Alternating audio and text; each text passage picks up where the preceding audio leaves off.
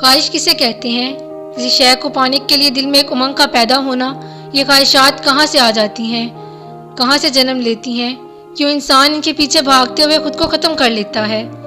ہر کسی کے خواب اور خواہشات میں فرق ضرور ہے، لیکن ان کو پانے کے لیے ہر کوئی ایک ہی طرز اپنائے ہوئے ہے۔ کسی کو پیسے کی مرض ہے تو کوئی دنیا کی چیزوں کے پیچھے زندگی کو ایک دوڑنے کا میدان بنائے ہوئے ہے۔ اگر ایک خواہش اپنے اختتام کو پہنچ جائے تو اس انسان کا دل اس سے زیادہ بہتر چیز پانے کی جدوجہد کرنے لگتا ہے۔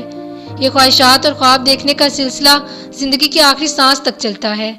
کیوں انسان خوابوں کے پیچھے بھاگتا ہے؟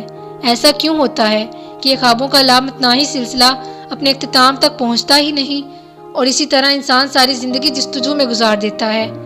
میں اکثر سوچتی ہوں کہ جو دین ہمارے پیارے نبی لے کر آئے تھے، جو کبھی پرانا ہو ہی نہیں سکتا، جس میں ہر چیز کی دلیل موجود ہے، کیا وہ کافی نہیں انسان کے لیے؟